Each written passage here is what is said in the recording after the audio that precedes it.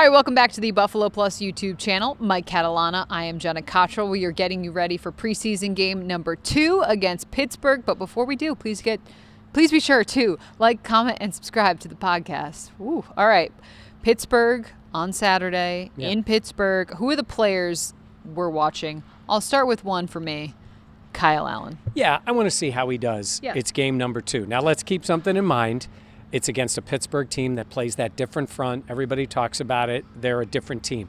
They're not game planning specifically for Pittsburgh. I'm sure there will be certain things, and I actually saw some of the coaches talking about certain things. You want players to be at least some level of prepared. Yeah. It's different the way they play their fronts, so you want some success. But it's the type of team I think normally you'd have to get ready for. But I want to see Kyle Allen look a little more comfortable.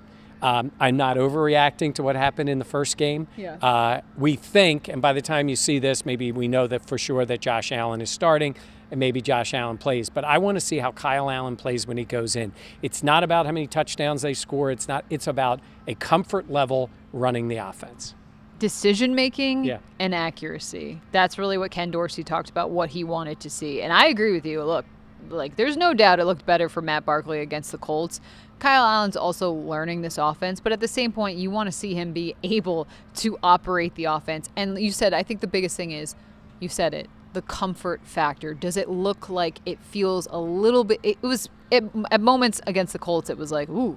Yeah, and the other thing is, look, the clock ticks pretty fast because once the season starts, the backup quarterback stands and watches most of the time. Yeah. They get no snaps. You got to be ready. Now, granted, he can still be mentally getting himself ready if he's got to play, and I get that part. But the chance to play is now. The chance to show something is now. So let's see what he's like. I think we know what Matt Barkley is. And again, for a third quarterback, I think Matt Barkley is really good in that spot. The question is, can you get a guy there who can take over if needed for a period of time? And they would hope that period of time would be short, and they're hoping that Kyle Allen steps into that role. Going to be watching Kyle Allen. Also going to be watching on the offense, Khalil Shakir. We saw some moments this summer where he had some really nice catches, and then some moments where some drops that were, I don't want to say uncharacteristic, but it seemed like a lack of focus, or maybe I think it was a lack of focus. We saw some of that in the Colts game. This is a big moment for him in terms of this game, because I think he's a draft pick. Yep. You've seen some of the things that you want to see, but can he bring that consistency like the Bills want him to have? I think the concern with Khalil, and I think he is a talented guy, is that he can't afford those mistakes. Correct. He is not, he is a great athlete for a normal human being. Oh my God. But I do not believe he is what would be considered an elite wide receiver athlete. The quickness, the speed. He is a guy who needs to make all the plays with his hands and use his footwork. All those things have to be right. He doesn't have just the crazy speed or the immense size. Yeah. He's got to be really good all the time. He cannot afford that. There is some guys around him now. Shorter is 6'4". Yeah. Right? He has talent. Isabella has shown those flashes, and he has the speed. Yeah. And, we have seen guys show those moments. I just think Shakir needs to be really, really, really consistent for them in order to have a role. I completely agree. This team is too good. Like, you have to earn that job, and you have so many guys fighting to be on this roster. You're a draft pick, so, they want you, and it's incentivized for you to really have the opportunity to succeed, all these things, but you have to make the most of those opportunities. We've seen Shakir have great catches and big moments, but can he make that more, what's the word I'm looking for? Difficult? No, can he make that more consistent? Definitely more consistent. And I actually had a conversation with a guy. He knows a thing or two about special teams, at least a little bit. His name is Steve. Oh, he's up on the Wall of Fame, Tasker. And we were talking about the role of players on teams. Yeah. And it has changed. Look, we're going to hear this a million times. The roster comes down to special teams, and it does. But let's be honest here. The importance of special teams keeps diminishing. The kickoff rule now has changed things a lot. You need a returner, you need the specialist, you need a couple of gunners. I don't know. I think it used to be when you got down to 5th, 6th, and 7th wide receivers that it was a big chunk of it was teams. I don't think they're going to admit that, but I think that's the case. I really think it is reduced.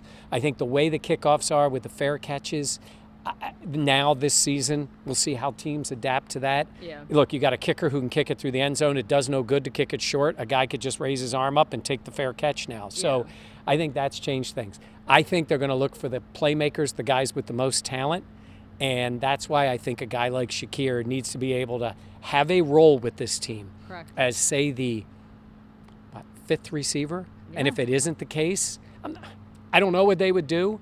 But he's a 5th-round pick out of Boise. So, it's still early in his career, but I think he's got to show more. Correct. All right. Osiris Torrance, another guy, rookie, 2nd-round pick. It's been a competition between him and Ryan Bates in terms of that offensive line spot. And this is going to be big for him in terms of him getting his feet wet. Can he continue to kind of build off what we've seen? And I think the Bills have really liked what they have seen so far. I think they want him to win the job. I think there's no question. I mean, you they drafted want him to early, win the job. And I think you say this guy can grow into it. And I really would. It's hard to get an honest answer out of the coaches because they know that we're specifically talking about this player. Yeah. But my thought would be, do you start with the young guy? Let him. When I say mistakes, you don't want a mistake to get Josh Allen growing hurt. pains. Yeah, a little bit of that. Do you do that and let this guy build? Or do you sit him down?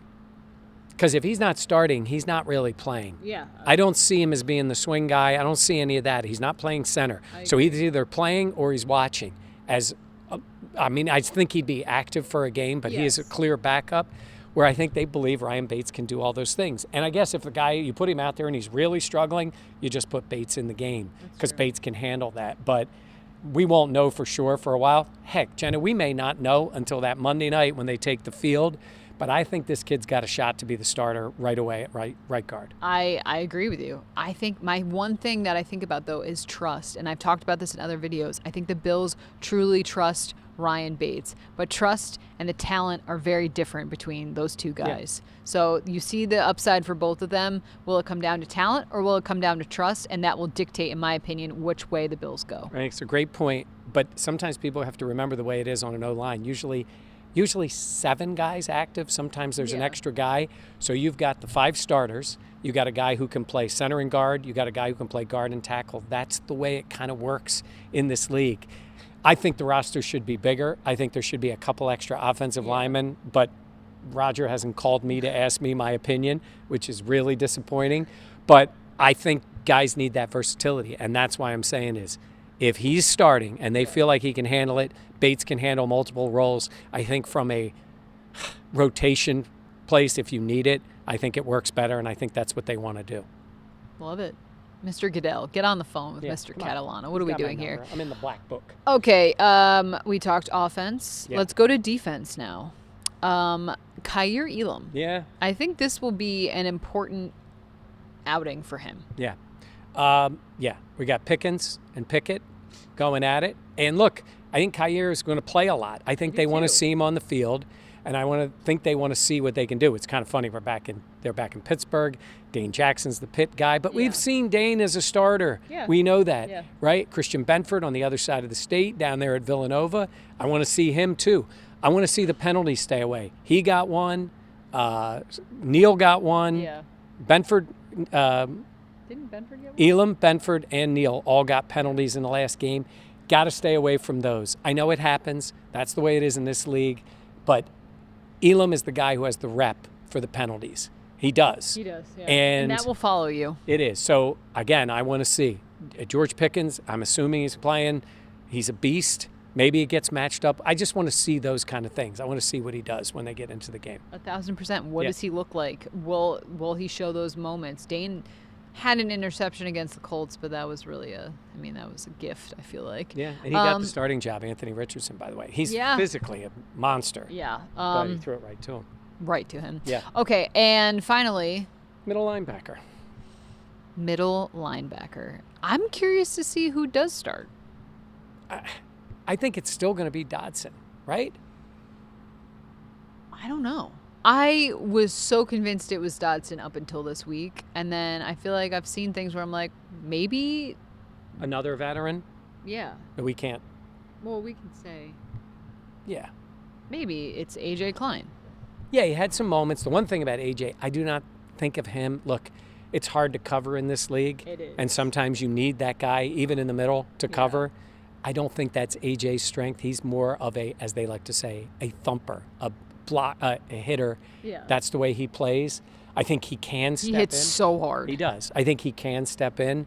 I think it's still Dodson's job to lose. Obviously, they're waiting to see what happens with Bernard. Yeah. But he was on the sidelines today working out, dealing with a hamstring injury. So I don't think there's any chance of him playing Saturday, not with a hamstring No. in the preseason, which is kind of a shame because they wanted to see him. They needed to see him on the field. I think almost by default, it's going to go to Dodson. I agree. I just now have concerns about if he will be able to keep the job. And keep in mind, Brandon Beane's going to be looking on the waiver wire for veterans. There's no question in my mind, especially, let's see where Bernard is physically as it gets closer. But if they need a backup, like, there could be some veterans coming in here to work out. Yeah, I agree. So I'm curious how it will go in terms of middle linebacker and what that will look like against the Steelers. All right, for Mike, I'm Jenna. Well, What? And no, I want people to comment. Oh. Who are you looking at? Who do you want to see? Let us know. Yeah. Let us know who you're looking, because sometimes we can get focused on certain things. We see certain positions, but I know when you're watching that game, it's a 6 o'clock start on Saturday. There's going to be guys you have your eyes on. Mm-hmm. Let's see. Oh, and I guess we should have said that maybe the new tight end gets a few more snaps in this game. I don't know what they're going to do. That to me, though, said that they really want to use him. Yeah, they're kind of keeping it quiet. I believe that. Don't know anything about him. Dalton Kincaid. Yeah, he's probably not going to play at all. Jets aren't even worried about him. Yeah. Who knows? Yeah. I mean, no, but also Hard Knocks, so snoozy. Yeah, that's what I heard. I didn't even watch it. I've attempted to watch it, and it's just, I don't know. Yeah. This year in particular, I find it very boring. Really? We need more Aaron Rodgers? Seriously? It's very thin. Yeah. Like He's a different breed of cat, isn't he? He certainly is. All right, for Mike, I'm Jenna, and please be sure to like, comment who you want to see, as well as subscribe to the podcast or the channel if you enjoy our content. Thanks for watching. We'll catch you next time on Buffalo Plus.